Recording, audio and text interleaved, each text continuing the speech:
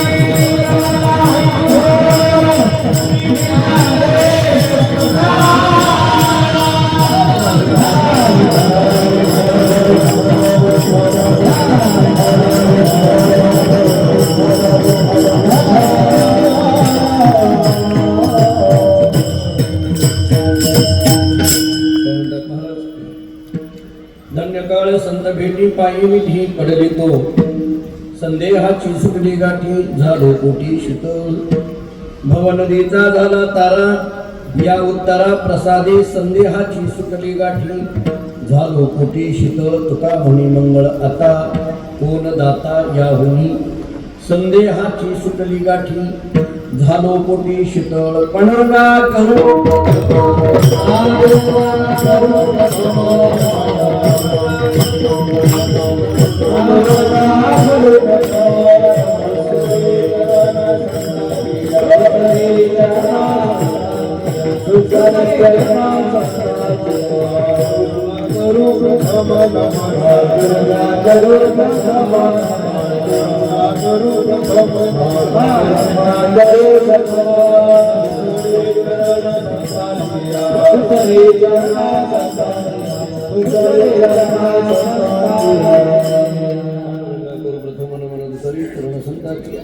त्यांच्या कृपादाने कधीचा विस्तारू बाबाजी सद्गुरुदास कामस्तक हे पायावरी या वारेकरी संताची आजीने पंढरी सारिखाची आपुला धामणगाव केला वैकुंठाधिपती श्री विठ्ठल सखा सोयरा जोडला जो का भक्त विरक्त भूतवटी विख्यात हा बोधला त्या श्री संत सद्गुरु मान पूजी चरणी साष्टांग निघातला विढाला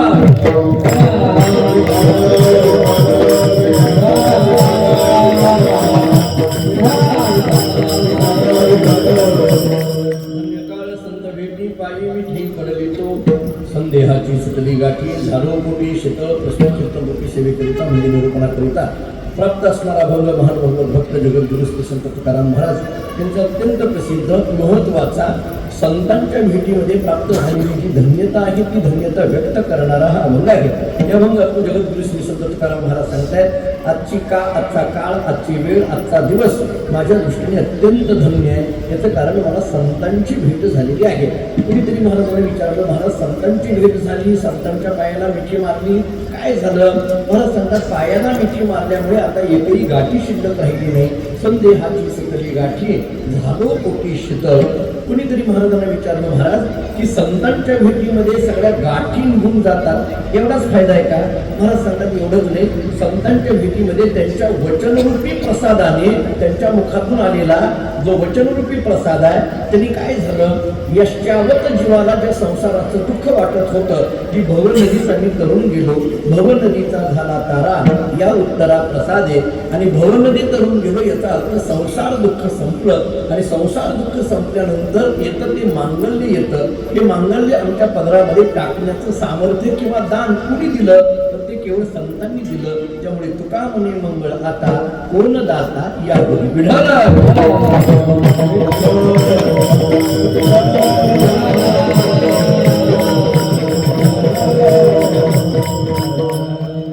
पवित्र भूमी असणाऱ्या या नेरूळ या नदीमध्ये भीमाशंकर सामाजिक संस्थेच्या वतीने या सोसायटीमध्ये गेल्या अनेक वर्षांनी हा उत्सव या ठिकाणी संपन्न होतो आहे.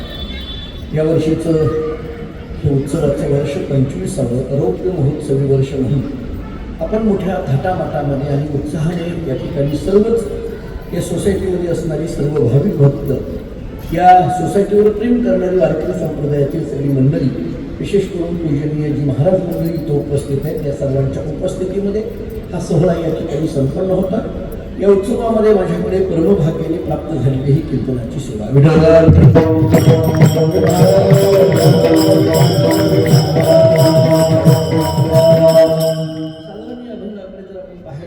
जगद्गुरु श्री संत तुकाराम महाराज एका प्रसन्न चित्त अंतःकरणाने आपल्या अंतःकरणातली भावना या अभंगातून प्रगट करतात. स्वतःला आलेला संत भेटीचा जो अनुभव आहे, त्या अनुभवाचा तुकाराम महाराजांनी केलेला हा अनुवाद आहे असं म्हणायला हरकत नाही.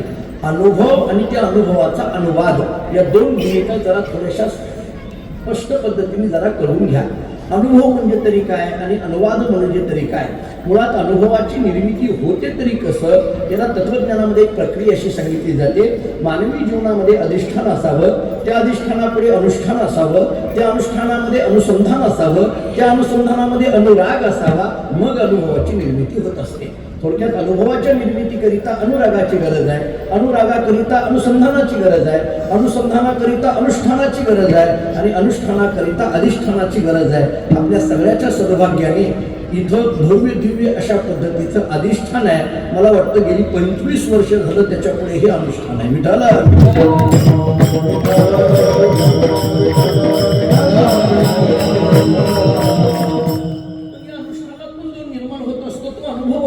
अनुभव सांगता येत नाही असं तत्वज्ञानाने मत सांगितलंय. वेदांतांनी असं स्पष्ट सांगितलंय की अनुभव सांगता येत नाही. याला उदाहरण असं दिलंय, एखाद्याने साखर खाल्ली आणि त्याला विचारलं साखर कशी लागते, तर तो म्हणेल गोड लागते. मग साखर कशी या प्रश्नाचं उत्तर आहे गोड आहे, पण त्याच्या पुढला प्रश्न विचारला गोड म्हणजे नेमकी कशी, हे काही सांगता येत नाही. तो एवढंच म्हणेल खाऊन बघ म्हणजे कळेल. गोड म्हणजे कशी ही शब्दात सांगता येत नाही, ते खाऊन पाहावं लागेल, त्याच्याशिवाय ते कळणार नाही. याचा अर्थ वस्तूचा अनुभव हा घ्यावा लागतो, तो अनुभव शब्दाने व्यक्त करता येत नाही असं शास्त्र आम्हाला सांगतं. जुन्या काळामध्ये काही विकल्प केले जातात. समाजामध्ये एक वर्ग असा आहे की ज्याच्याकडे अनुभवही नाही, अनुवादही नाही. समाजामध्ये दुसरा वर्ग असा आहे की ज्यांच्याकडे अनुभव आहे परंतु अनुवाद नाही. समाजामध्ये तिसरा वर्ग असा आहे की ज्यांच्याकडे अनुवाद आहे परंतु अनुभव नाही. आणि समाजामध्ये चौथा वर्ग असा आहे की ज्यांच्याकडे अनुभवही आहे आणि अनुवादही आहे. मी एका वाक्यात उदाहरण देऊन पुढे जातो. समाजामध्ये एक वर्ग असा आहे की ज्याच्याकडे अनुभवही नाही आणि अनुवादही नाही. थोडं सोप्या शब्दात सांगू, माहीतही नाही आणि सांगतही नाही अशी काही माणसं असतात. बऱ्याच वेळेला आम्हा महाराज मंडळींना फार प्रसंग येतो. जरी एखाद्या नवीन गावाला आम्ही कीर्तनाला गेलो आणि मग ते एस टी मधून उतरल्यानंतर बस स्टँडवर पहिलं दुकान भेटतं ते पानपट्टीवाल्याचं. मग आम्ही आपलं त्याच्याकडे जातो आणि त्यांना विचारतो का हो इथं सप्ताह वगैरे कुठे आहे, कीर्तन वगैरे कुठे आहे, काही सांगता का? तो पानपट्टीवाला पान लावत सांगतो महाराज खरं सांगू का, आपण तसल्या भानगडीतच नसतो, भानगड्यावरही. म्हणजे याच्याबद्दल काही माहिती नाही आणि याच्याबद्दल काही सांगायचंही नाहीये. याला म्हणा अनुभवही नाही, अनुवादही नाही. आता दुसरा वर्ग अनुभव आहे परंतु अनुवाद नाही. याचा अर्थ माहीत आहे पण सांगत नाही. बऱ्याचदा काही माणसं घटना घडून गेल्यानंतर म्हणतात मला माहीत होती पण मुद्दाम सांगितली नाही, की या प्रकारातली माणसं आहेत. अनुभव आहे परंतु अनुवाद अपवाद नाही. मी रामायणाचा दाखला देतो म्हणजे आपल्याला कळेल. अनुभव घेता येतो पण तो शब्दाने सांगता येत नाही. रामायणामध्ये किंवा वेदांत शास्त्रामध्ये केलेलं चिंतन सांगून मी काही ओव्या आणि काही प्रमाण देऊन आपल्याला जाणार आहे. ब्रह्मतत्वाचा अनुभव घेता येतो पण ब्रह्मतत्वाचा अनुभव शब्दाने सांगता येत नाही. ज्ञानेश्वर महाराजांनी अमृत अनुभवामध्ये केलेलं चिंतन किती गोड आहे पहा. ज्ञानोबा असं सांगतात, किंबहुना शब्दो स्मरणदानी प्रसिद्धू परी येयाही संबंध नाही येते. ज्ञानोबा यांच्या अमृत अनुभवाची भाषा आहे. ज्ञानोबा बोलतात की शब्द स्मरण करून देण्याकरिता प्रसिद्ध आहे, परी येयाही संबंध नाही येते. याचा अर्थ शब्दाचा संबंध इथं नाही आणि इथं नाही या शब्दाचा अर्थ आहे ब्रह्मतत्वाच्या ठिकाणी नाही. कारण त्या ब्रह्मतत्वाच्या ठिकाणी शब्द पोहोचू शकत नाही. शब्दातीत आहे ते ब्रह्मतत्व आहे. एरवी जरी उपनिषदाने ते सत आहे, चित्त आहे, आनंद आहे असं जरी म्हटलेलं असलं तरी ती जगताच्या संबंधाने असत जड दुःखरूप याची व्यावृत्ती करण्याकरिता म्हणून सच्चित आनंदाचा विचार केला जातो. एरवी बघायला गेलं तर त्याला सत आणि चित्त आणि आनंद असं बोलताच येत नाही. याच्या पलीकडे जे आहे ते ब्रह्मतत्व आहे. तुकोबारांची प्रार्थना सांगून जातो म्हणजे कळेल. तुकोबारांनी एके ठिकाणी प्रार्थना केली आहे, न बोलसी करा वाचा उपाधीचा संबंध. तुकोबारांचा हा अभंग फार गोड आहे. न बोलसी करा वाचा उपाधीचा संबंध. तुकाराम महाराज देवाला सांगतात, देवा वाचा न बोलसी करा. का? कारण बोलायला गेलं की शब्द आहे आणि शब्द म्हटलं की उपाधी आहे आणि उपाधी म्हटलं की दुःख आहे.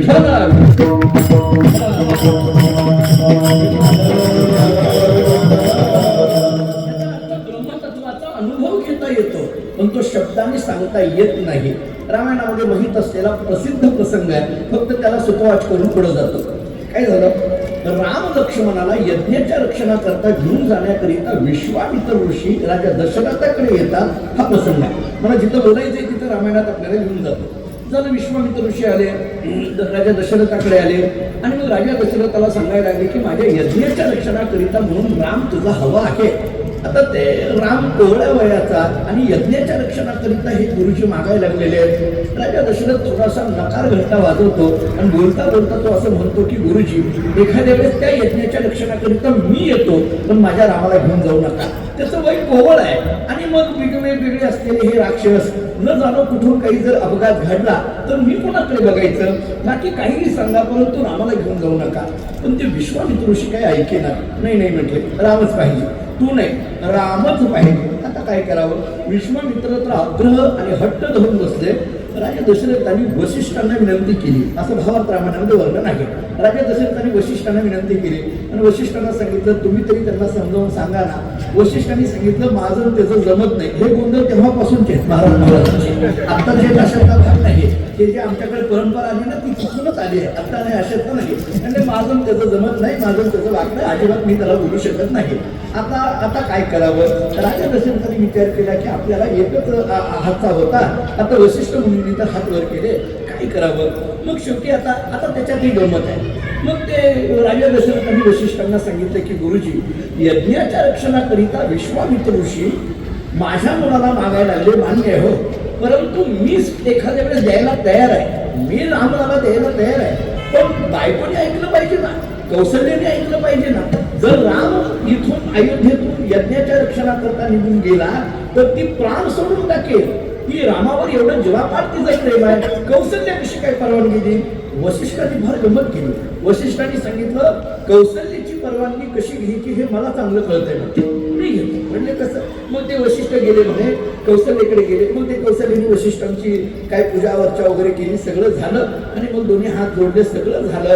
आणि मग कसं चाललंय, काय चाललंय? कौशल्याने सांगितलं माझा दिवस अगदी आनंदात जातोय, सकाळी उठल्यानंतर रामाला पाहायचं, रात्री झोपेपर्यंत रामाला पाहायचं, असा माझा दिवस आनंदात चाललाय. आता वशिष्ठांनी विचार केला काय करावं? विश्वामित्र तर आले, यज्ञाच्या रक्षणाकरिता रामाला मागायला आले. राजा दशरथ नको म्हणतोय, कौशल्याची परवानगी मिळत नाही म्हणतो. आता ही मध्यस्थी वशिष्ठ जे करायला लागले ते वशिष्ठांनी कौशल्याला विचारलं, कौशल्य सगळं खरं आहे ग, परंतु मला असं वाटतं, तुला असं वाटत नाही का की आपल्या रामाचे दोनाचे 4 हात व्हावे, तू सुनमुख पाहावं, बायांना याची फार घाई असते सुनमुख पाहण्याची, तुला सुनेचा चेहरा बघायला मिळावा असं वाटत नाही का? कौशल्याने सांगितलं वशिष्ठ मुनींना, गुरुजी अगदी माझ्या मनातलं बोललात, पण काय करू, कोण याच्याकरता बुद्धी बघणार? अरे वशिष्ठांनी सांगितलं तुझा मुलगा उपवर झालाय हे कळायला नको का? हो म्हटले कळायला पाहिजे. कसा कळेल? वसिष्ठांनी सांगितलं तुझा मुलगा अयोध्येच्या बाहेर गेला पाहिजे तर कळेल ना. कौशल्यने सांगितलं हो तेही खरं आहे, पण याला कोण घेऊन जाईल? अरे म्हटलं विश्वामित्र आले ते घेऊन जायला कसं करायचं? देऊन टाका ना, कोण ना कोण होत आहे. तर बघा ही परवानगी याची पद्धत अशी असते. झालं ते कौशल्यने ते रामाला दिलं, विश्वामित्र घेऊन निघाले. जाताना काही चर्चा सुरू झाल्या. माझा मुद्दा इथं आहे, काही तत्वज्ञानाच्या चर्चा सुरू झाल्या आणि हे तत्वज्ञान ऐकता ऐकता प्रभू रामचंद्रांनी एके जागेवर दोन्ही हात जोडले. विश्वामित्रांना सांगितलं गुरुजी मला ते ब्रह्मज्ञान काय आहे ते सांगा, मला ब्रह्मज्ञानाचा उपदेश करा. विश्वामित्र हसायला लागले. रामायणात त्याची दोन कारणं सांगितली.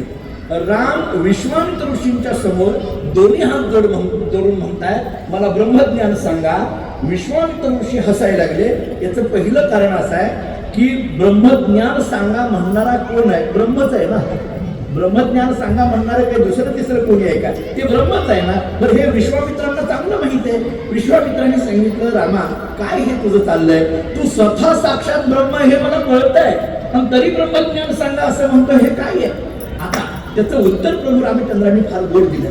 प्रभू रामचंद्रांनी सांगितलं असं जरी असलं, ब्रह्मसूत्रामध्ये एक सूत्र आलेलं आहे पहा. सूत्र असं आलंय लोकवत्तु लीला कैवल्यम असं सूत्र आलंय. लोकवत्तु लीला कैवल्यम. कैवल्यम या शब्दाचा अर्थ ब्रह्म.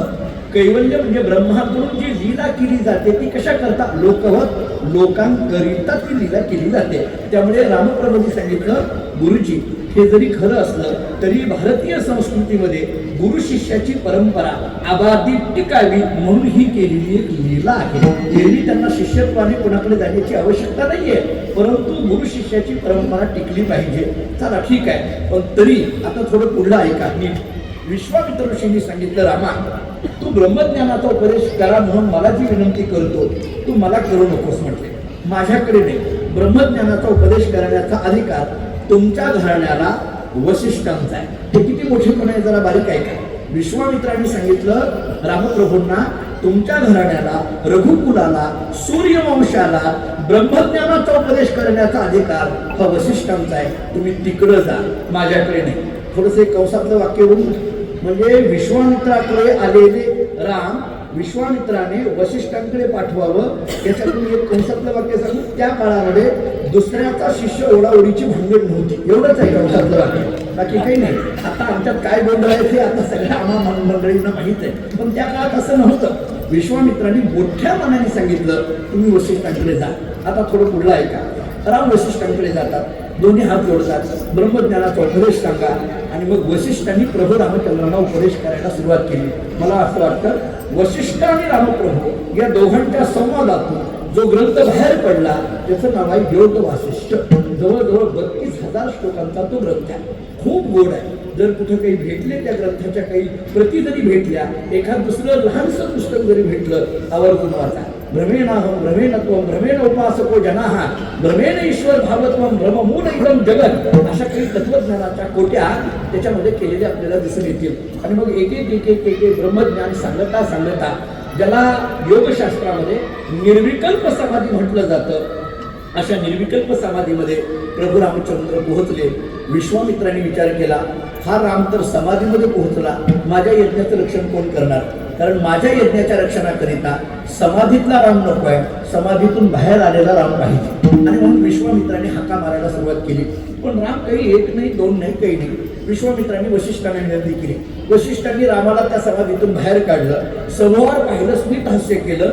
विश्वामित्रांनी रामाला प्रश्न विचारला हे रामा मी एवढा वेळ तुम्हाला रामा रामा म्हणत होतो, तुम्ही एकदाही ओ म्हटला नाही, तुम्हाला अवस्था काय प्राप्त झाली होती? कोण विचारताय? विश्वामित्र ऋषी. कोणाला विचारतात? रामप्रभूंना. मी एवढा वेळ तुम्हाला रामा रामा म्हणून हाका मारल्या, तुम्ही एकदाही ओ म्हटला नाही, तुम्हाला नेमकं काय अवस्था प्राप्त झाली होती? त्याचं जे उत्तर दिलंय का नाही ते आपल्या विषयाच्या संबंधाने. रामप्रभूंनी दोन्ही हात जोडले आणि विश्वामित्र ऋषींना सांगितलं गुरुजी मला काय अवस्था प्राप्त झाली होती ते मला शब्दात सांगता येणार नाही. ती अवस्था काय आहे हे कळून घ्यायचं असेल तर तुम्हाला त्या अवस्थेत जावं लागेल.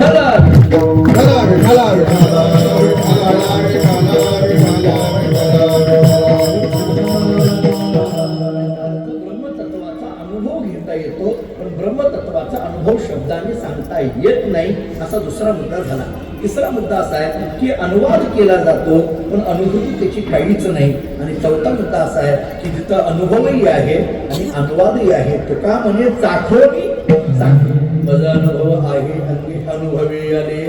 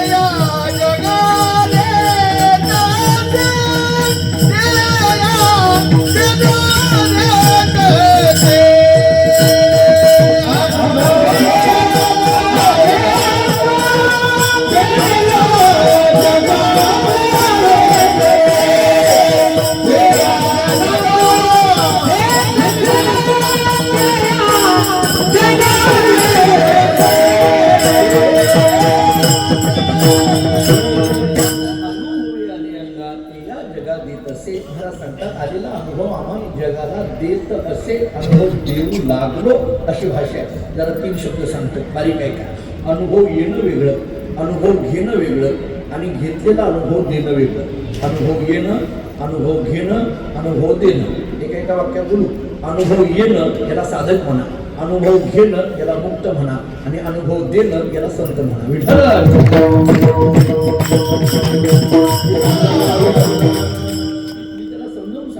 अनुभव येणं, अनुभव घेणं, अनुभव देणं त्याच्यापेक्षा सोपं सांगू का. येणं घेणं घेणं कळलं का बघा. आता आपल्या भागातल्या भाषेत सांगतो आणि त्याच्याही पेक्षा सोपं सांगू. बऱ्याचदा येणं आणि घेणं सगळ्यांच्या लक्षात राहतं, बऱ्याचदा विसरतं. त्याचं नाव देणं. एखाद्याला जर म्हटलं अहो तुम्ही गेल्या वारीला 100 रुपये घेतले होते, दिलीच नाही, काय करावं, द्यायचं विसरतोच. मी नेहमी सांगत असतो द्यायचं विसरतो त्याचं नाव माणूस. द्यायचं विसरतो त्याचं नाव माणूस आणि लक्षात ठेवून देतात त्यांचं नाव सरतो. द्यायचं विसरतो तो माणूस आहे, विसरतो. येणं घेणं आणि देणं. इथं अनुभव येणं हा साधक आहे, अनुभव घेणं हा मुक्त आहे. कारण मुनी मुक्त झाले. पण अनुभव देणं हे संत आहे. आणखी थोडं पुढं काय आहे आपल्याकडे अपूर्ण, पूर्ण आणि परिपूर्ण याच्या व्याख्या केल्या जातात. आपण सगळी खरं तर संस्थेच्या संबंधातली मंडळी आहोत. आपलं भाग्य आहे की सद्गुरू जोग महाराज वारकरी शिक्षण संस्थेने खूप मोठी मोठी मंडळी या महाराष्ट्राला आणि या वारकरी संप्रदायाला दिली की ज्यांच्यामुळे वारकरी संप्रदायाची पताका ही देशभर नव्हे देशाच्या बाहेरही पोहोचली. अशी अनेक मंडळी आपल्या संप्रदायाकडून जी होऊन गेली. त्याच्यामध्ये सद्गुरू जोग महाराज वारकरी शिक्षण संस्थेचा वाटा हा सिंहाचा वाटा आहे. हे काही नावं या संबंधाने सांगितलं. हे आजही वैकुंठवासी गुरुवर्य दांडेकर नावांचं नाव घेतल्याशिवाय वारकरी संप्रदायाचा इतिहास खूप होणार नाही. मी म्हणतो तो तरी काळ अति जुना काळ झाला. पण नंतरच्या काळामधली काही मंडळींची नावं जर घेतली तर वैकुंठवासी गुरुवर्य जगन्नाथ अण्णा पवारांचं नाव घेतल्याशिवाय संप्रदायाचा इतिहास पूर्ण होणार नाही. वैकुंठवासी गुरुवर्य विठ्ठलबुवा घोडेंचं नाव घेतल्याशिवाय संप्रदायाचा इतिहास पूर्ण होणार नाही. वैकुंठवासी गुरुवर्य बोधे भावांचं नाव घेतल्याशिवाय भजन परंपरेचा इतिहास पूर्ण होणार नाही. या सगळ्या मंडळींना मामांना आम्ही पाहू शकलो पण अण्णांना जवळून पाहिलं, बोधे भावांना तर अति जवळून पाहिलं आणि बोधे बाबांना तर अनुभवलेलं आहे. मी काही माझ्यापेक्षा अधिक जास्त अनुभव आपल्या मंडळींना असेल. साहेब इथं आहे, संस्थेचं खूप मोठं योगदान त्यांचं आहे. त्यांना तर सगळ्याच मंडळींचा संपर्क आलेला आहे. कारण कीर्तन ही संगीता किंवा हे सामान्य नाही आहे. कीर्तन मी तर एक जाहीर वाक्य सांगतो, प्रमाणाने सांगतो. अन्य साधनं आपल्याला देवाकडे घेऊन जातील, अन्य साधनं आपल्याला देवाकडे घेऊन जातील, पण कीर्तन नावाचं साधन देवालाच आपल्याकडे घेऊन येतं. कीर्तन देवालाच आपल्याकडे घेऊन येतो. महाराजांचं प्रमाणे कलियुगा माझी करावे कीर्तन केले, नारायण स्वतः देईल भेटी, स्वतः इकडे येईल अशी परिस्थिती आहे. त्यामुळे जगन्नाथ अण्णांच्या काही कीर्तनामधल्या छोट्या छोट्या कोठ्या ऐकण्यासाठी हे अण्णा काही कधी कधी त्यांचे विनोद फार गमतीने सहज असायचे. पूर्वी पत्रिका नसायच्या, छापलेल्या नसायच्या, पण जरी असतील नंतरच्या काळात तर ते पत्रिकेमध्ये कीर्तन सेवा असा शब्द असायचा. प्रवचन सेवा, मृदंग सेवा, भजन सेवा, अन्नदान सेवा, कीर्तन सेवा असं असायचं. आता कीर्तन सेवा नाही, आता पत्रिकेमध्ये कीर्तनकार नाव काय लिहिलंय तुम्ही लिहिताना? कीर्तनकार. जगन्नाथांना असं म्हणायचे बहुतेक हा कार मध्ये यायला लागला कीर्तनकार, ते असं बोध करायचे. तुम्ही ऐकले का बघा, माहित असेल एकदम अलीकडे माहित नसते, असं बोध करायचे. कानाची कोटी, ते कोटी मला ऐकण्यासारखे तुम्ही सांगून जातो. ते असं म्हणायचे की अपूर्ण कोणाला म्हणायचं, पूर्ण कोणाला म्हणायचं आणि परिपूर्ण कोणाला म्हणायचं. ज्यांच्याकडे ज्ञान नाही तो पूर्ण, ज्यांच्याकडे ज्ञान आहे तो पूर्ण, आणि असलेलं ज्ञान जगाला देण्याचं सामर्थ्य ज्यांच्याकडे ते परिपूर्ण, अशी कोटी करायची. आणि त्याच्यात ते असं पुढे बोलायचे की ज्ञान मार्गावर प्रयत्न करणारा तो साधक, ज्ञान अनुभूतीमध्ये असणारे ते मुक्त, आणि असलेलं ज्ञान जगाला देण्याचं सामर्थ्य ज्यांच्याकडे ते संत. अनुभवे आले अंगा ते या जगात देत असे.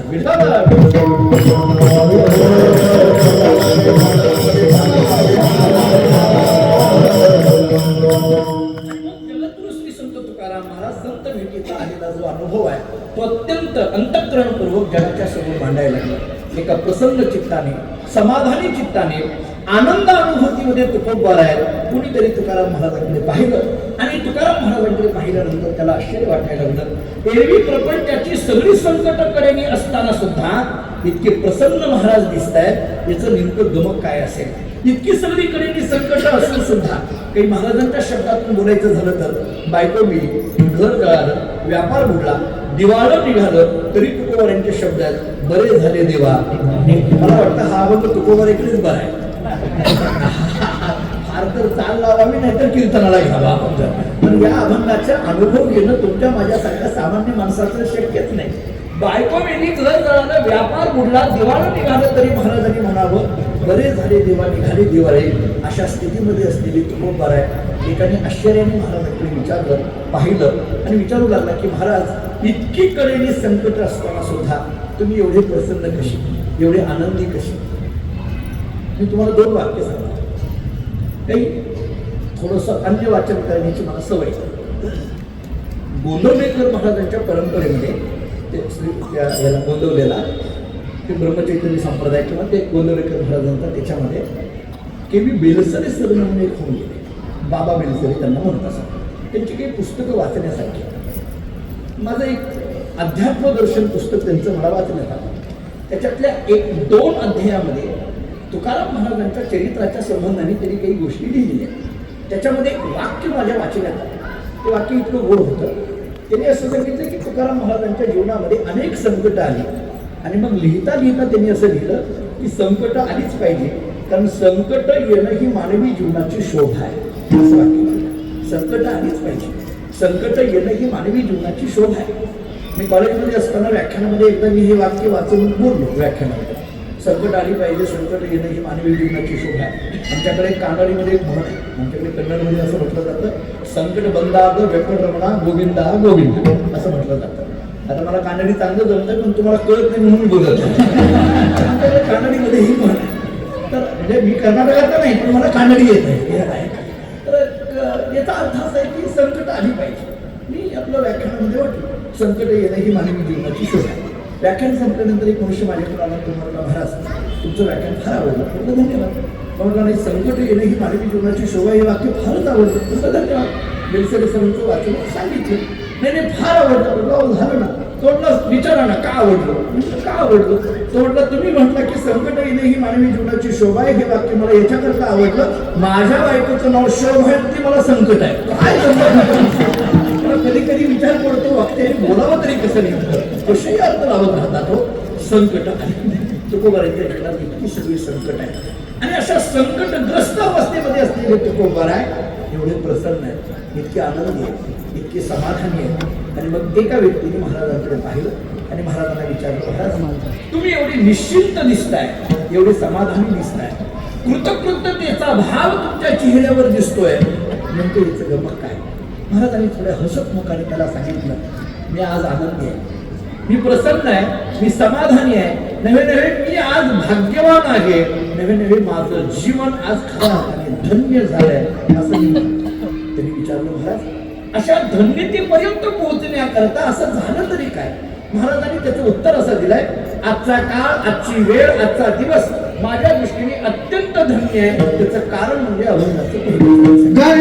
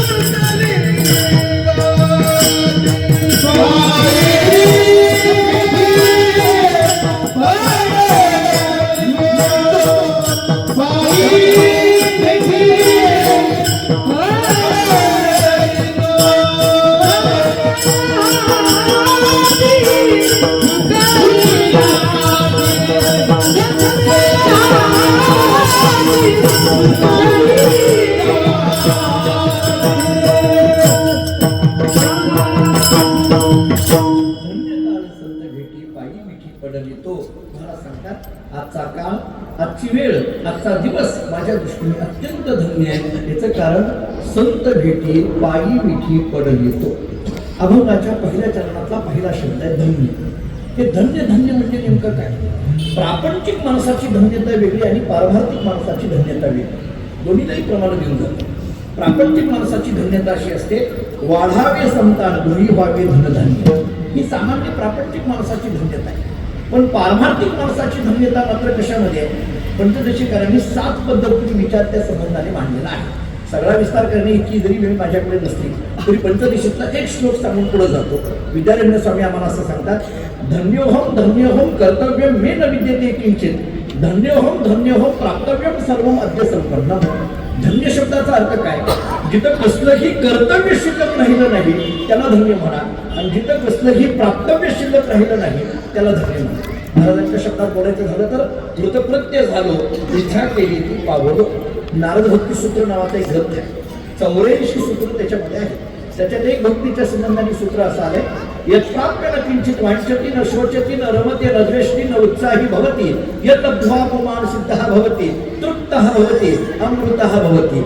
यत्प्राप्य न किंचित वांछति, यत् या शब्दाचा अर्थ परमात्मा. प्राप्य म्हणजे प्राप्त झाल्यानंतर, न किंचित वांछति कशाचीही इच्छा शिल्लक राहत नाही, काही मागणे हे आम्हा अनुचित. वडिलांची रीत जाणत असो या स्थितीमध्ये जाणं, आता कसलीही अपेक्षा शिल्लक न राहणं, याला खऱ्या अर्थाने धन्य म्हणा. आणि दुसरा अर्थ असा आहे, जे मिळवायचं आहे ते सगळं मिळालेलं आहे, आता प्राप्तीची कोणतीही इच्छा शिल्लक राहिली नाही, याला धन्य म्हणा. महाराज म्हणतात, आम्ही कर्तव्य याच्याही पलीकडे पोहोचलो आणि प्राप्तव्य याच्याही पलीकडे पोहोचलो. कारण ज्ञानोबा सांगतात, चौथी याची ठाई काहीच करणे नाही.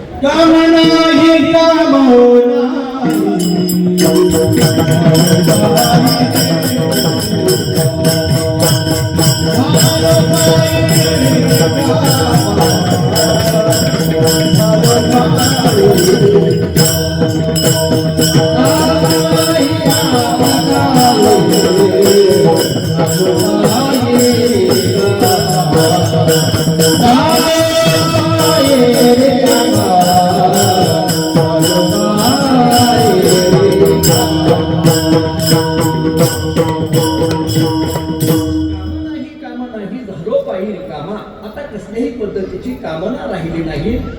स्थितीमध्ये येणं याला धन्य म्हणा. आता माझा थोडा पुढला प्रश्न आहे. धन्य काळ संत भेटी असं म्हणतात, थोडं बारीक आहे का?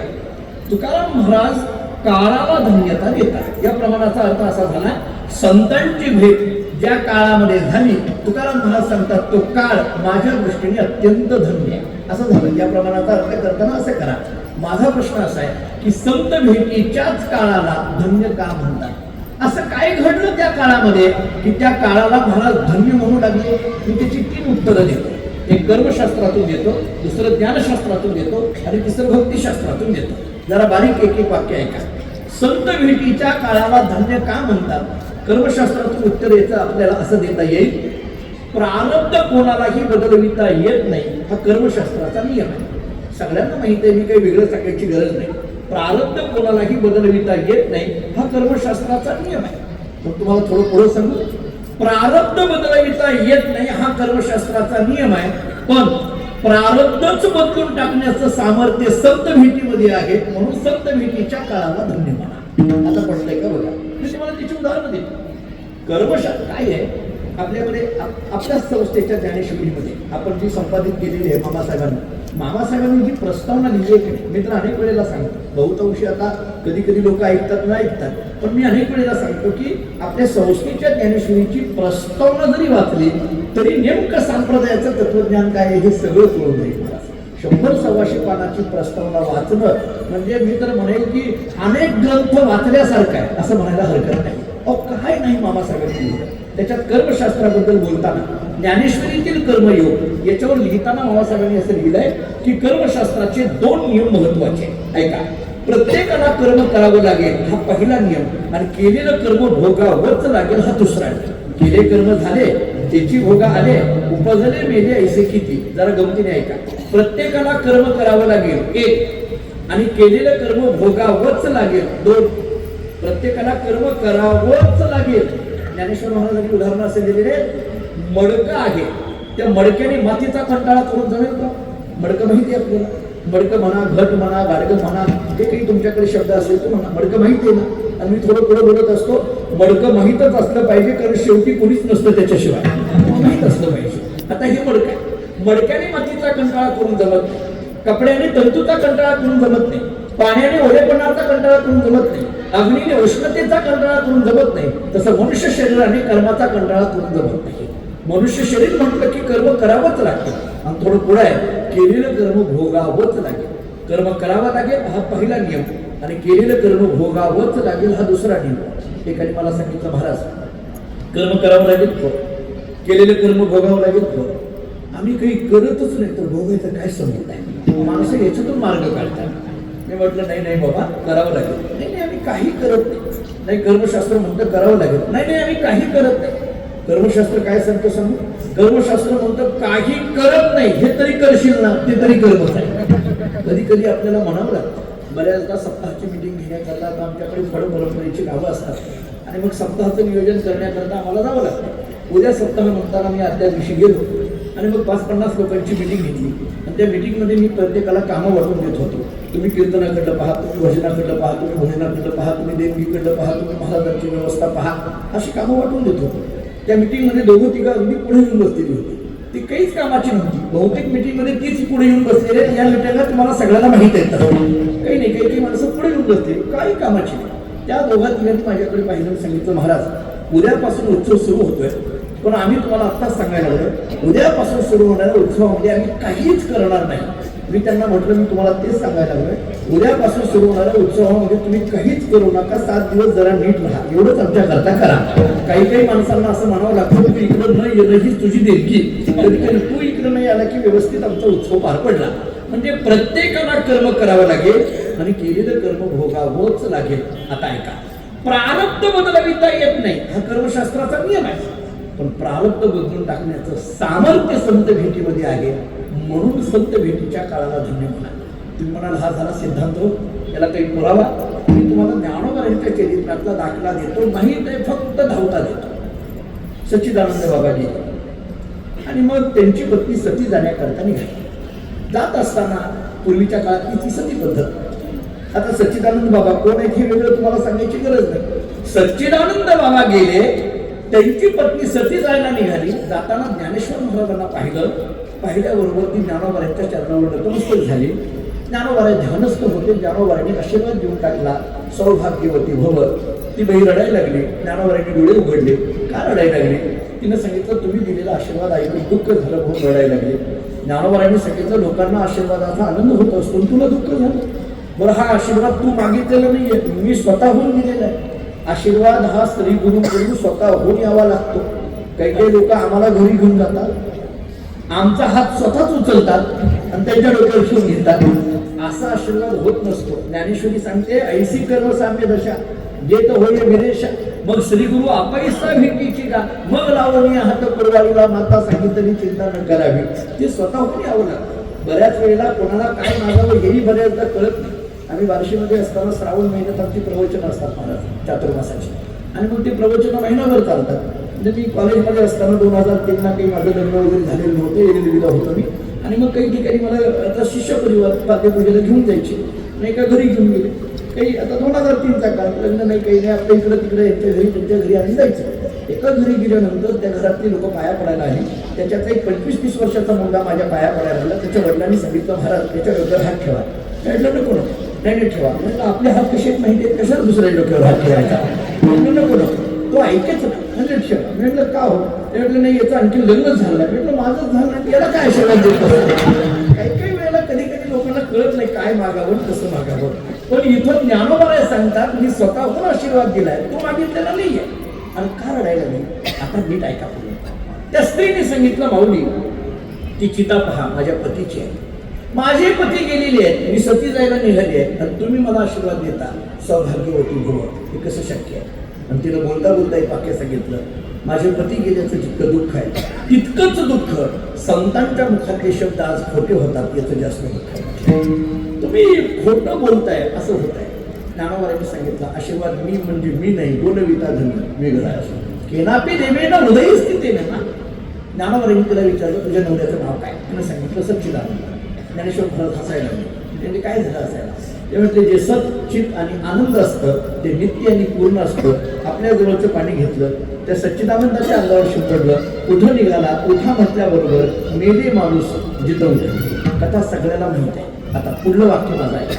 सच्चिदानंद बाबा जाणं म्हणजे त्यांचं प्रारब्ध संपणं. पण ज्ञानोबारायासारख्या संतांची गाठ पडली की गेलेले सच्चिदानंद बाबा पुन्हा जिवंत होतात. याचा अर्थ प्रारब्ध बदलवण्याचं सामर्थ्य संतांच्या भेटीत आहे. म्हणून संत भेटीच्या काळाला धन्य म्हणावे.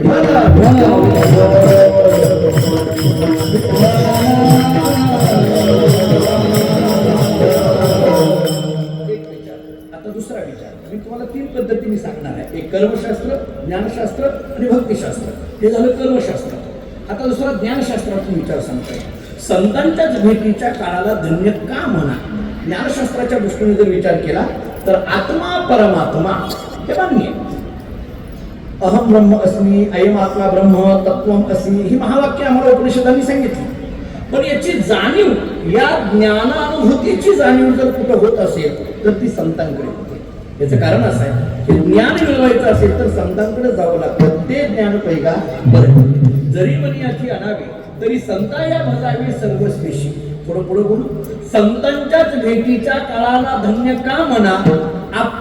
आपल्याला जाणीव करून देणारे केवळ संत आहेत म्हणून संत भेटीच्या काळाला धन्य म्हणा. जीवाला शिवस्वरूपाची जाणीव करून देणारे केवळ संत आहेत. बऱ्याचदा असं घडतं वस्तू आपलीच असते, आपल्या जवळ असते, पण ती आपल्याला कळत नसते, कुणीतरी कळून द्यावी लागते. याचं कारण असं असतं जुनार जुगारीचे नाणी बहुता काळाचे ठेवणे लोकने होते पारकपणे भावच रहित चुकविला. किंवा तुका म्हणे होता ठेवा तो या भावा सापडला. आपलंच आहे, आपल्याच जवळ आहे, पण ते आपल्याला कळत नाही, कुणीतरी कळवून द्यावं लागतं. धावतं उदाहरण नाही.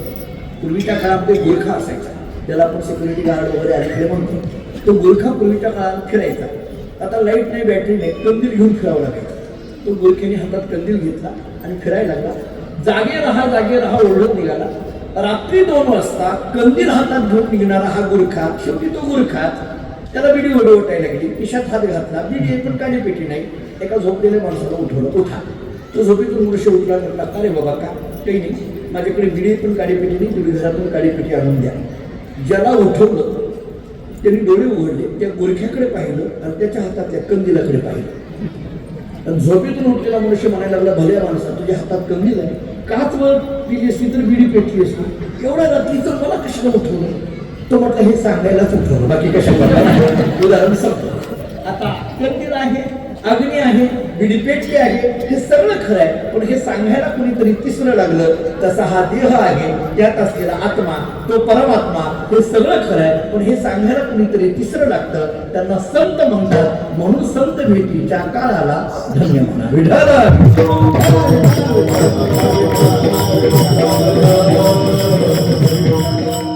कर्मशास्त्र झालं, एक ज्ञानशास्त्र झालं. आता तिसरं धावतो सांगतो भक्तिशास्त्र. भक्तिशास्त्राने काय सांगितलंय? सगळ्या जीवाला जो जो भक्ती करणारा जीव आहे त्या जीवाला देव भेटणार आहे. नीट आहे, देव भेटणार आहे. नामस्मरण करतो म्हटलं की त्याला कधी ना कधीतरी देव भेटणार आहे. पण भगवान भेटण्याचं सामर्थ्य जर कशात असेल तर संत भेटीने देवाची भेट ताबडतोब होते. संत दर्शनी हा लाभ आणि पद्मनाभ जोडीला. म्हणजे संतांच्या दर्शनामध्ये सगुण असलेल्या भगवंताची ताबडतोब भेट होत असेल तर याचा अर्थ संत भेटीमध्ये सगुण पांडुरंगाची भेट होते. म्हणून संत भेटीच्या काळाला धन्य म्हणा. असाही विचार केला. जुन्या काळात जुने कीर्तनकारी उदाहरण द्यायचे. आता ते फार मोठं आहे, धावतं सांगतो. काही नाही म्हणे, एक मनुष्य चिंचेच्या झाडाखाली बसला, देवाचं भजन करायला लागला. देव भेटावं म्हणून भजन करायला लागला. भजन करतोय, तिथून नेमकं नारदजी निघालेले होते. त्याने नारदांना पाहिल्याबरोबर धावत गेला, नारदांच्या पाया पडला, दोन्ही हात जोडले.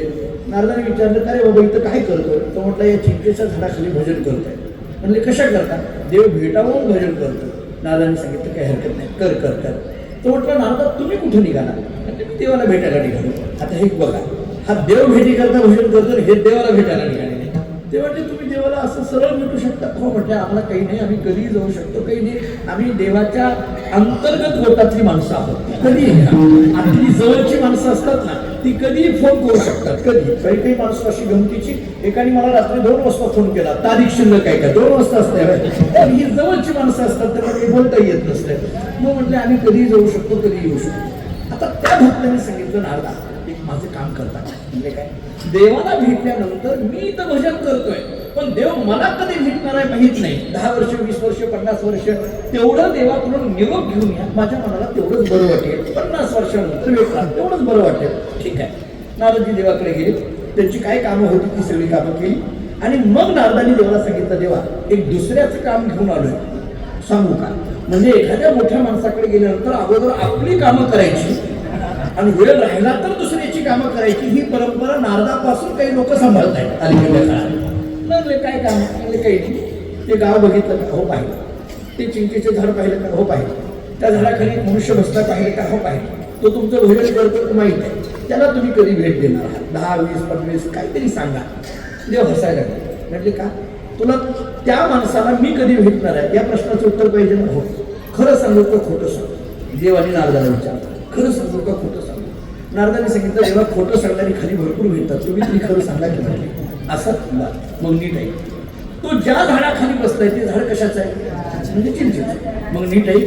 चिंचेच्या झाडाला जेवढी पानं आहेत तितके जन्म त्यांनी माझ्या नामस्मरणामध्ये घ्यावे लागतील, तेव्हा कुठे मी त्याला भेट देईन. नारदांनी सांगितलं, देवा गडबडीत उत्तर देऊ नका, जरा विचार करून घ्या. चिंचेच्या झाडाची पानं म्हणजे काही थोडे झालं का? मला सांगा, आता चिंचेच्या झाडाची पानं मोजणं शक्य? ती काही पळसाचं झाड आहे? मी आपल्या सोसायटीतल्या चिंचेच्या झाडाची पानं कुणी मोजून दाखवा, 11 रुपये आपल्या साहेबांशी घेऊन जातो जाताना. त्याची काय घालू नका. काही शक्य आहे का चिंचेच्या झाडाची पानं मोजणं? म्हणजे आता काय करायचं? नारदजी खाली गेले. नारदाने विचार केला, हे उत्तर न दिलेलं बरं, कारण त्याला उत्तर दिलं तर तो भजन करेल असं वाटत नाही. नारदजी गुपचूप निघाले. त्या भक्ताने पाहिलं, धावत गेला. नारदांचे पुन्हा 2 घट्ट पाय धरले, नारदांच्या चरणावर नतमस्तक झाला आणि दोन्ही हात जोडून विचारलं, नारदा काय झालं माझ्या कामाचं? काय म्हटले? देव कधी भेटतो म्हटले. नारदाने सांगितले, हे बघ देव घाईत होते, भेटतो म्हटले, मला घाई आहे, जाऊ दे आणि पाय काढता घेतला. थोडं पुढे गेले. पाठीमागं मात्र भजनाचा आनंद वाटायला लागला. मोठमोठ्याने उड्या मारायला लागला, आवाज यायला लागला. नारदाने वळून मागं पाहिलं तर तो भक्त मोठ्याने आनंदाने उड्या मारत होता, जयघोष करत होता. पण त्याच्या पुढचं आश्चर्य, भगवान त्याला जाऊन भेटलेले होते. तो देवाला तडगडून मिठे मारत होता, देवाच्या चरणावर नतमस्तक होत होता आणि पुन्हा उड्या मारत होता. नारदाने विचार केला, याच भक्ताबद्दल विचारलं, मला चिंचेच्या झाडाची बाजू बघायला लावली आणि इथं तर ताबडतोब नारदाजी माघारी गेले. पण देवाला सांगितलं, देवा काय चाललंय? म्हणजे काही इथं कसं काय भेटायला आलं? मी यांनाच याच्याबद्दल विचारलं होतं ना. हो. चिंचेच्या झाडाची पानं बघायला लावली ना मला. हो. मग ताबडतोब कसं काय भेटलात तुम्ही इथं? भगवंतांनी सांगितलं, नारदा याच्यात माझा काही दोष नाही, ते तुझ्यामुळे झाले म्हटले. म्हणजे माझ्यामुळे काय झालं? भगवंतांनी इतकं गोड उत्तर दिलं. भगवंतांनी सांगितलं, नारदा याच्या नशिबाप्रमाणे प्रारब्धाप्रमाणे खरंच तसं आहे की मी याला चिंचेच्या झाडाला जेवढी पानं आहेत तितके जन्म त्यांनी माझ्या नामस्मरणात घेतल्यानंतर मी भेटणार आहे. मग तुम्ही ताबडतोब कशी भेटला? याचे एक कारण आहे की हा तुझ्याकडे आला होता. हो. तुमच्या चरणावर नतमस्तक झाला होता. हो. तुमच्या चरणाला घट्ट मिठी मारली होती. हो. मग नीट आहे, एखाद्याला मी अनेक वर्षानंतर जरी भेटणार असलो पण त्याला जर संतांचं दर्शन झालेलं असेल तर मी त्याला ताबडतोब भेट देतो. म्हणून संत भेटीच्या काळाला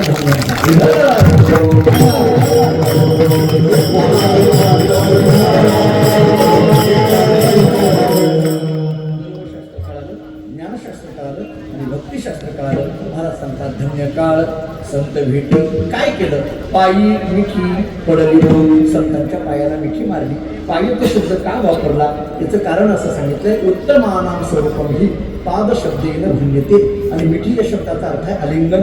आपण ज्याला मिठी मारतो त्याच्या ठिकाणच्या गोष्टी आपल्या ठिकाणी येत असतात. कारण सायुज्यता जोडे ना, आलिंगन घडे, मोक्ष सायुज्यता जोडे. त्यांच्या चरणाजवळ असलेली सायुज्यता आपल्या ठिकाणी स्थिरावत होत असते. त्यामुळे संतांच्या पायाला फार महत्व आहे आणि संतांच्या चरणाला मिठी मारणं याला फार महत्व दिलं जातं. चरण म्हणजे काय? त्या चरणाला मिठी मारायची म्हणजे नेमकी कशी? याचे स्वतंत्र विचार आपल्याला वेगवेगळ्या भूमिका दिसून येतील. पण पुन्हा एकाने प्रश्न विचारला, महाराज संतांच्या पायाला मिठी मारली, मिठी मारल्यामुळे काय झालं? महाराज सांगतात, सगळ्या गाठी निघून गेल्या. अभंगाचं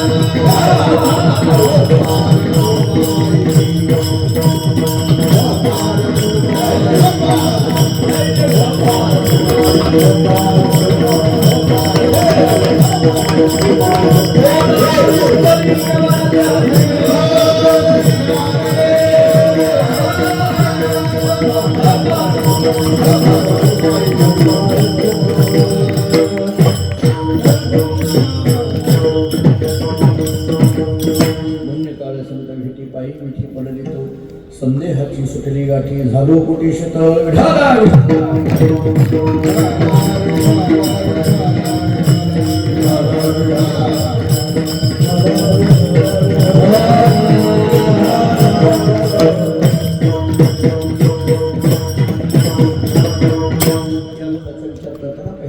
विचार आपण आतापर्यंत करून आलो.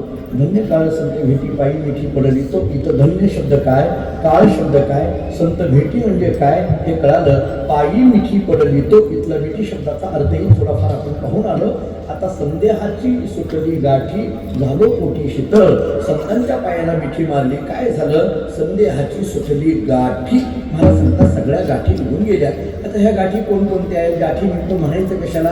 अनेक गाठी सांगितल्या जातात. अनेक गाठींचा विचार आहे.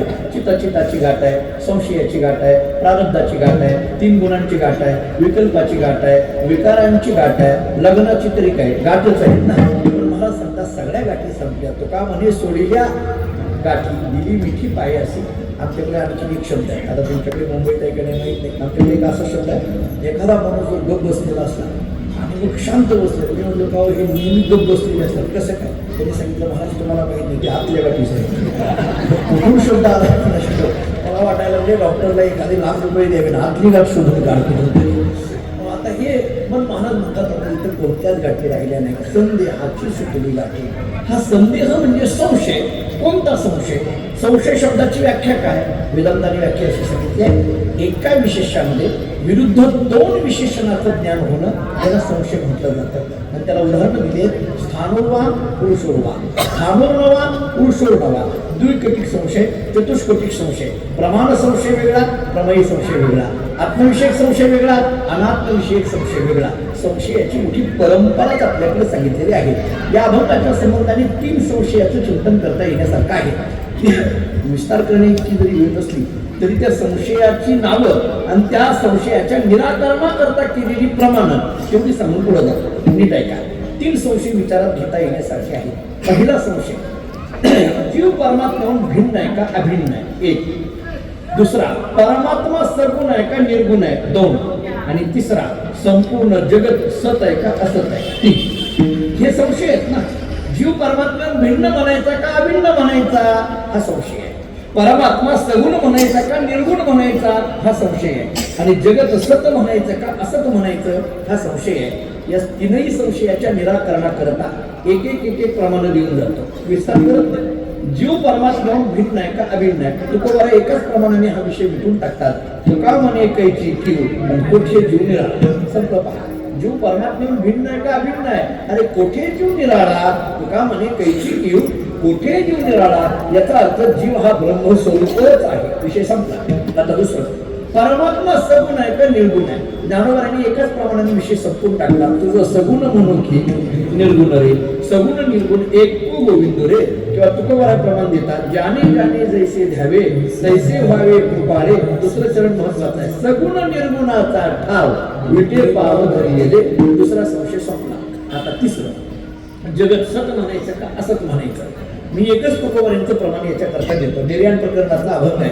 सत म्हणायचं का असत म्हणायचं? महाराज सांगतात, रज्जू सर्पाकार भास येले जगत. भास येले असा शब्द वापरला.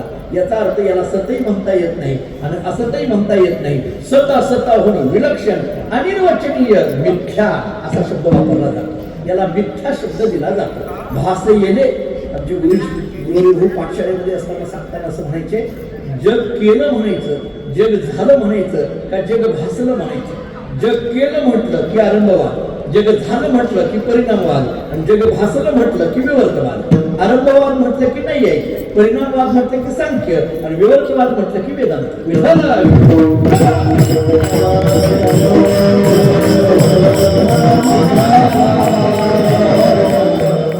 जगाच्या संबंधाने संशय जेव्हा निर्माण होतो, हे सत आहे का असत आहे, तर याला शब्द वेदांतांनी किंवा तुकोबारांनी दिलाय. भासयेने म्हणजे मिथ्या असा शब्द दिलेला आहे. आणि मिथ्या या शब्दाचा अर्थ सतही होत नाही आणि मिथ्या या शब्दाचा अर्थ असतही होत नाही. सत असत अनधिकरणत्व मिथ्यात्वम, जे मिथ्यात्वाची पंचलक्षणं अद्वैत सिद्धीमध्ये सांगितली त्याच्यात हे पहिलं लक्षण सांगितलंय की जे सतही नाहीये आणि असतही नाहीये त्याला काय म्हणा मिथ्या असा शब्द दिला जातो. याचा अर्थ हाही संशय संपून जातो. मला सांगतात की तीनही संशय आमच्या संतांच्या भेटीमध्ये आमचे निघून गेले. संदेहाची सुटली गाठी झालो पोटी शीतळ. जरा पुढे ऐका आता. गाठी निघून गेल्यामुळे शीतळ झालो. शीतळ झालो या शब्दाचा अर्थ मोकळा झालो. महाराजांचं एक अभिप्राय आहे, मोकळे मन रसाळ वाणी याची गुणी संपन्न तो. ते मोकळे मन शब्द आहे की नाही, तो फार गमतीने वाचावा लागतो, ऐकावा लागतो आणि अनुभवावा लागतो. मानसशास्त्रामध्ये तसं मन मोकळं होणं फार कठीण आहे. मन मोकळं असणं फार कठीण आहे. ते गुरुदेव रानडेंच्या एका पुस्तकामध्ये माझ्या वाचनात एक वाक्य आलं. ते वाक्य असं होतं, आता गुरुदेव रानडे कोण आहे हे वेगळं आपल्याला सांगायची गरज नाही. वैकुंठवासी प्रातस म्हणजे दांडेकर मामांची ते तत्वज्ञानाचे गुरु होते. कारण आपल्या संस्थेच्या ज्ञानेश्वरीच्या प्रस्तावनेमध्ये गुरुजी मामासाहेबांनी कित्येक वेळा गुरुदेव रानडेंच्या काही पुस्तकांचा उल्लेख आपल्याला केलेला दिसून येतो. तर त्याच्यामध्ये आयुर्वेदाच्या संबंधाने एक वाक्य तुम्ही लिहिण्यात आलेलं आहे. ओके, आता ते वाचलं होतं म्हणून तेवढं सांगतो. थोडंसं अन्य वाचण्याची मला सवय आहे, मी मगाशी म्हटलं. थोडा आवाज म्हणजे अलीकडच्या काळात कीर्तनात जितकं आवाज चालतं तितकं नाही आहे. तिथल्या तिथंच बोलायला लागलं. त्यांनी एक वाक्य असं लिहिलंय, वैद्य हा चांगल्या मनाचा असावा, असं वाक्य लिहिलंय. वैद्य म्हणजे डॉक्टर हा चांगल्या मनाचा असावा. आता मला खरं आश्चर्य वाटतं, पण आत्ताची परिस्थिती खरंच तशी आहे, डॉक्टर चांगल्या मनाचा असावा असं म्हणायची वेळ आहे. एखाद्या डॉक्टरकडे गेल्यानंतर भली मोठीच्या मोठी औषधाची यादी देतात आणि ते आपल्याला असं सांगतात त्याच मेडिकलमध्ये घ्या, दुसरे घेऊ नका. असं डॉक्टर लोक का सांगतात मला माहित नाही.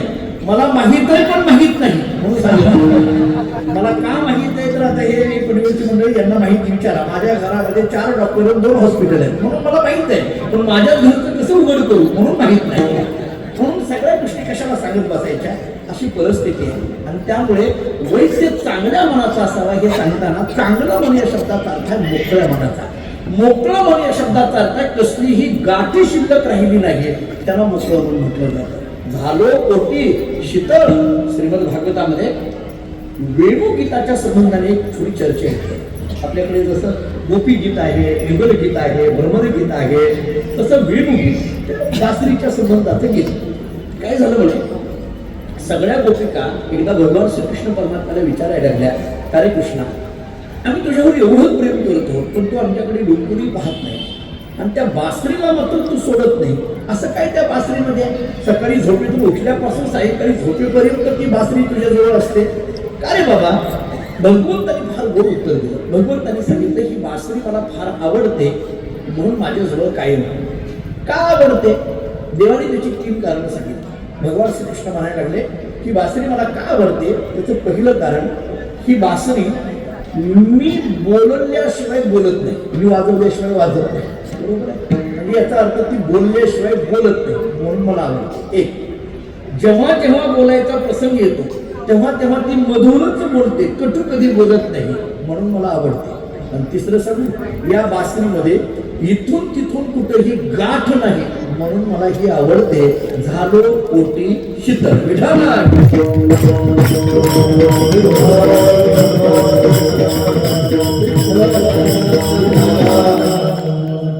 संतांची भेट झाली, पायाला मिठी मारली, सगळ्या गाठी निघून गेल्या.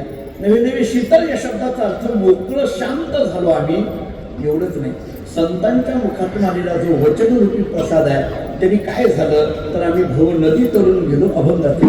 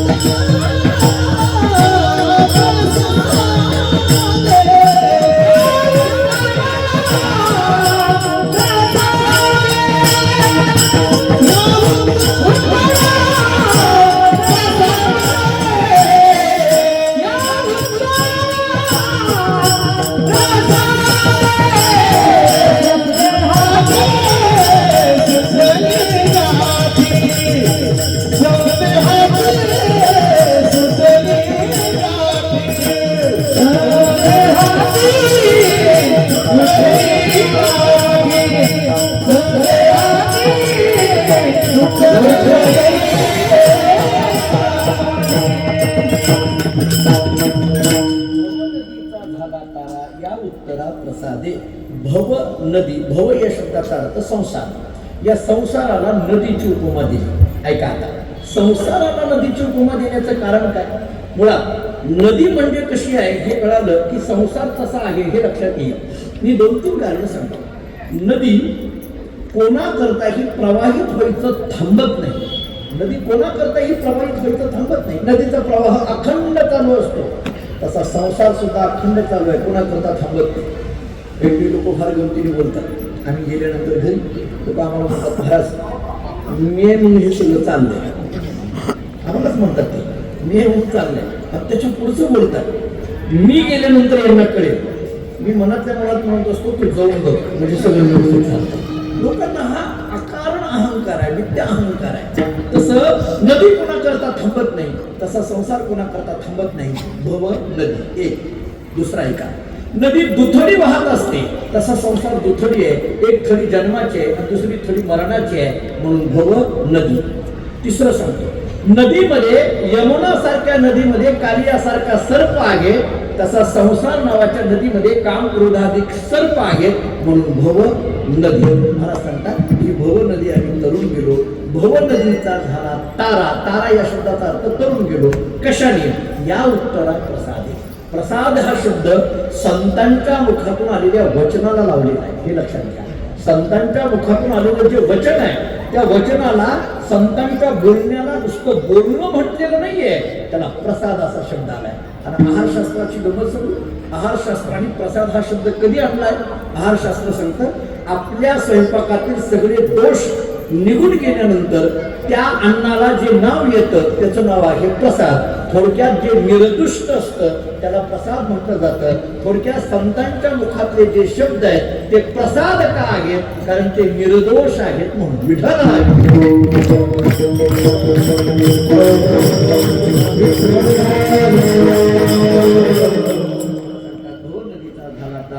या उत्तरा प्रसादे. मग असे असणारे जे संत, एकदा आम्ही भवनदी तरुण गेल्यानंतर सगळं दुःख निघून गेलं, म्हणजे राहिलं ते केवळ मांगल्य.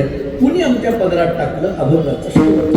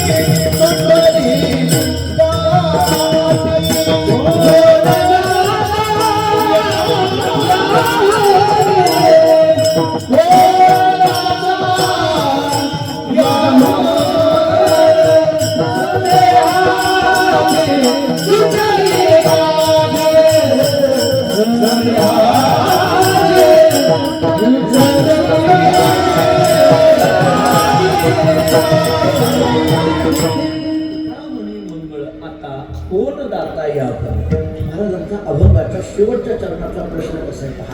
कोण दाता याहुनी दाता कोण? तुका म्हणे मंगळ आता. आमच्या जीवनामध्ये मांगल्य आलं कधी? आता. हे आता शब्दाचा अर्थ नाही, 2 अर्थ सांगतो. तत्वज्ञानाने अर्थ असा केलाय, मग आणि विक्षेप निघून गेलेला आहे, आणखीन आवरण नावाचा दोष गेलेला नाहीये. आवरण नावाचा दोष ज्या क्षणी जातो त्याला म्हटलं जातं आता. हा आता शब्दाचा तत्वज्ञानातून अर्थ. नाही पटलं दुसरं सांगतो. आता शब्द हा वर्तमान कालवाचक आहे. पटतंय का बघा. भूतकाळात शब्द वापरता येतो का? नाही. भविष्यकाळात वापरता येतो का? कधी वापरावा लागतो? वर्तमान. आमच्याकडे गावाकडे एक शिपाई होता शाळेत.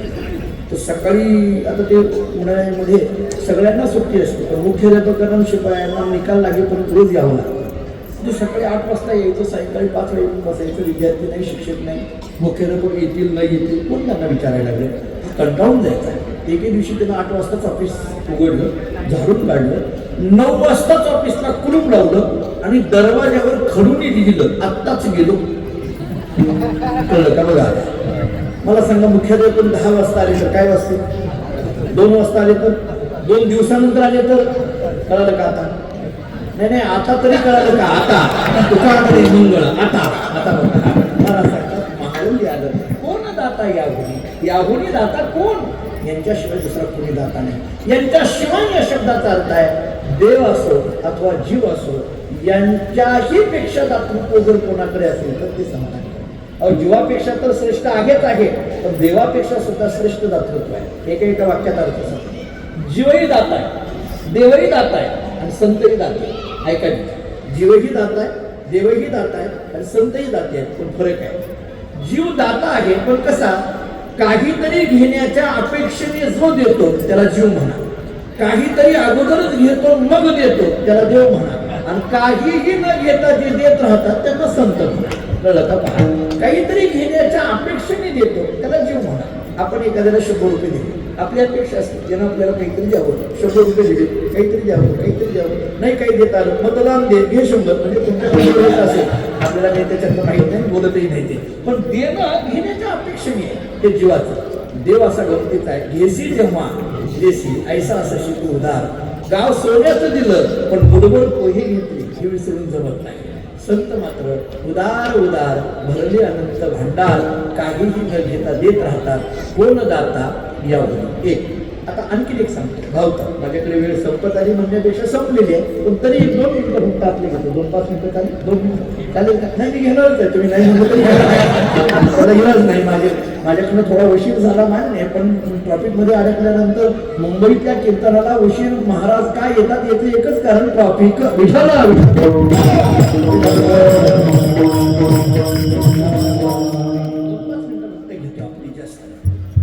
कोण दाता याहुनी याचा आणखीन एक अर्थ असा करता येईल, संतांच्या शिवाय दुसरा कोणी दाता नाही. अहो, सामान्यांना ते दान करतात याच्यात नवल नाही. भगवंताच्या सुद्धा पदरामध्ये काही ना काहीतरी दान टाकण्याचं सामर्थ्य केवळ संतांकडे आहे. म्हणून कोण दाता यावं. मी तुम्हाला उदाहरण बळीराजाचं वामन अवताराचं माहित आहे. मी ज्या परंपरेत आहे, माणकोजी बोधले महाराज हे नाव आपण ऐकून असाल. भक्ती विजयामध्ये त्यांचं चरित्र आहे. मूळ आडनाव जगताप, पांडुरंगाने बोध केला म्हणून बोधले आडनाव पडले. विठोली एकांती बोधिले म्हणून जगी नावं बोधले. माणकोजी बोधले महाराज धामणगाव, आमचं बार्शी तालुक्यातलं धामणगाव, तिथं ते राहत होते. दानशूर होते, कधी कुणाला नाही म्हणायचं नाही. एके दिवशी भगवंतानी एका फकीराचा वेश धारण केला आणि सकाळच्या वेळेला धामणगावामध्ये त्यांच्या दारामध्ये हजर राहिले. भिक्षांदेही म्हटल्याबरोबर माणकोजी बोधले महाराजांची 2 नंबरची भागीरथी नावाची सून सुपामध्ये गहू ज्वारी तांदूळ घेऊन गेली. त्या फकीरांनी सांगितलं, मला गहू ज्वारी तांदूळ असलं काही नको आहे, मला जे मागायचं ते वेगळे, तू जा तुझ्या सासऱ्यांना म्हणजे माणकोजी महाराजांना पाठव. माणकोजी महाराज बाहेर आले, विचारायला लागले, बोला फकीर बाबा, त्यांना माहित नाही हा देव आहे, कसं करणार, बोला काय पाहिजे. फकीरांनी बोलायला सुरुवात केली, माणकोजी महाराज मला जे पाहिजे ते नक्की द्याल का? हो देतो. मग नीट ऐका, मी फकीर आहे, मला एका जागेवर थांबता येत नाही, माझं शरीर जीर्ण झालंय, मला सेवा करणं होत नाही, मला तुमच्याकडे एक मागायचं आहे, तुमची जी आत्ताची भागीरथी नावाची सून आहे तीच मला सेवेकरिता दान करा. माणकोजी बोधले महाराजांच्या अंगावर काटा उभारला. असं सुनेला कुणी दान करतं का? आणि सुनेला कुणी दान मागतं का? महाराज आतमध्ये गेले. त्यांच्या बायकोचं नाव होतं ममताई. दोघे एकमेकाच्या गळ्यात कुणी रडायला लागले. काय करावं कळेना. परंतु समोरून यमाजी जात होते, म्हणजे त्यांचे चिरंजीव. यमाजीने विचारलं, बाबा काय झालं रडायला? कोणीतरी दारात एक फकीर आलाय, त्याला काय पाहिजे ते द्या ना. माणकोजी महाराजांनी सांगितलं, अरे तो काय मागतोय माहितीये? तो माझ्या सुनेला म्हणजे तुझ्या बायकोला भागीरथीला दान करा असं म्हणतोय. कसं होय म्हणून? यमाजी 2 मिनिटं शांत झाले आणि यमाजीने माणकोजी महाराजांना सांगितलं, बाबा या घरातल्या प्रत्येक वस्तूवर तुमचा अधिकार आहे. कोणती वस्तू दान करायची, कोणती वस्तू दान करायची नाही हे सांगण्याचा अधिकार आम्हाला मुलांचा नाहीये. आम्हाला फक्त एकच कळतं, आपल्या दारातून रिकाम्या हाताने कुणी जाऊ नये. मुलाचा आणि वडिलाचा संवाद कसा असावा संत चरित्र वाचा. महाराजांना एका बाजूला आनंद होता की माझा मुलगा माझ्या शब्दाच्या बाहेर नाही, पण जिच्या संबंधाने विषय चाललाय ती भागीरथी एका कोपऱ्यात होती. त्या भागीरथीला जवळ घेतलं, तिच्या डोक्यावर हात फिरवला आणि त्या भागीरथीला विचारलं, तू सांग तुला दान करू का न करू. भागीरथी रडत होती, पण रडता रडता हसायला लागली. मानकोजी महाराजांनी विचारलं, रडणं ठीक आहे, हसाय का लागली. भागीरथीने सांगितलं, आज मला दुःखही होत आहे आणि आज मला आनंदही होत आहे. मानकोजी महाराजांनी विचारलं, आनंद कशाचा आहे. भागीरथीने सांगितलं, बाबा तुमच्यासारख्या सत्पुरुषाच्या घरामध्ये सून म्हणून आलेल्या दिवसापासून मला असं वाटायचं की मी तुमच्या कुठेतरी उपयोगाला पडावी. आज आनंद वाटतोय, कमीत कमी दान करण्याच्या तरी मी उपयोगी पडते, याचा पण आनंद आहे. पण दुःख याचं वाटतंय, राहिलेल्या आयुष्यामध्ये तुमच्या चरणाची सेवा करायला मिळत नाही, याचं वाईट वाटायला लागलंय. जड अंतःकरणामध्ये तिघे एकमेकाच्या गळ्यात पडून रडायला लागले. जड अंतःकरणाने महाराजांनी भागीरथीचा हात त्या फकीराला देऊन टाकला. सुन केली दान भागीरथी. तो फकीर घेऊन निघाला. गावातल्या सगळ्या माता भगिनी गोळा झाल्या, फकीराला विनंती करायला लागल्या, काहीही घेऊन जा, भागीरथीला घेऊन जाऊ नको. तो ऐकत नव्हता. काही बायांनी विनंती केली, खणानळाने ओटी तरी भरू द्या. फकीराने सांगितलं, ओटी भरण्याच्या निमित्ताने घरी घेऊन गेला तर लपून ठेवलं तर मग एक काम करतो, तुमच्या प्रत्येकाच्या घरी मी तिला घेऊन येतो. याच्यात पांडुरंगाला असं सांगायचं होतं, जिथं माझ्या संतांचा अवतार आहे तिथल्या प्रत्येक घराघराला मी पाय लावणार. हा त्याच्यातून निघालेला अर्थ आहे. आणि मग सगळ्या घराघराला पाय लावत लावत तो फकीर म्हणजे पांडुरंग त्या भागीरथीला घेऊन एका जंगलामध्ये गेला. दृश्य अदृश्याचा खेळ सुरू झाला. कधी दिसायचं कधी न दिसायचं. भागीरथीने एके दिवशी त्याचे पाय पकडले आणि विचारलं, फकीर बाबा असं का करता, कधी दिसता कधी न दिसता असं का. फकीर हसायला लागला आणि हसता हसता भागीरथीला सांगितलं, मला तुझ्या सासऱ्याची परीक्षा घ्यायची होती, मला तुझी गरज नाही, तू जा माघारी. आता बोलले महाराजांकडे जा माघारी. भागीरथीने सांगितलं, असं होत नाही. दान केलेली वस्तू माघारी घेतली की धर्मशास्त्र त्याला चोरी म्हणतं. मी जगले तर तुमच्याच पायाजवळ आणि मेले तर तुमच्याच पायाजवळ. हा भागीरथीचा निश्चय ऐकल्याबरोबर पांडुरंगाने तो फकीराचा वेश सोडला. सुंदर ते ध्यान उभे विटेवरी असा पांडुरंग परमात्मा प्रगट झाला. भागीरथीने डोळे भरून पांडुरंगाला पाहिलं आणि मग भागीरथीच्या लक्षात आलं, माझ्या सासऱ्यांनी मला या फकीराला दान का केलं, कारण या फकीरातला पांडुरंग मला दाखवायचा होता. कोण दाता या भूमी. ज्ञानेश्वर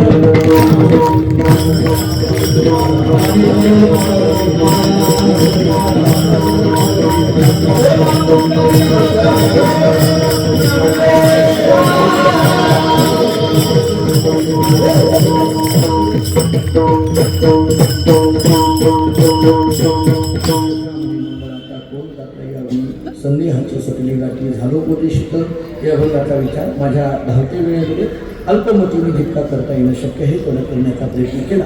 झालेली सेवा पांडुरंगाच्या चरणी ज्ञानावर आहे, तुकोवर आहे. मी ज्या परंपरेत आहे त्या सद्गुरू मानकोजी बुद्धी महाराजांच्या चरणी, सद्गुरू जोग महाराजांच्या आणि आपल्या सर्वांच्या चरणी ही सेवा समर्पित करतो. अत्यंत प्रासादिक प्रसन्न वातावरणामध्ये या भीमाशंकर सोसायटीमध्ये संस्थेच्या सामाजिक संस्थेच्या वतीने हा उत्सव संपन्न होत आहे.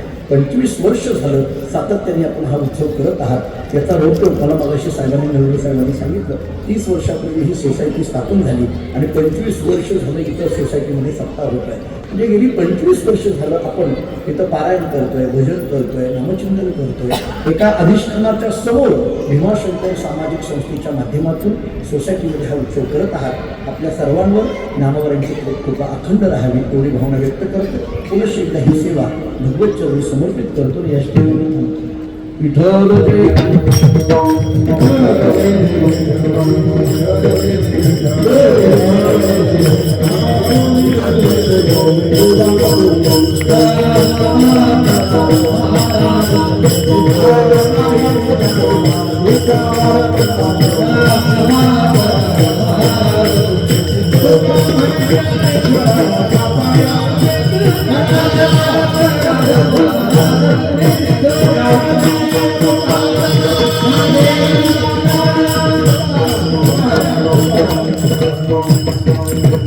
Thank you.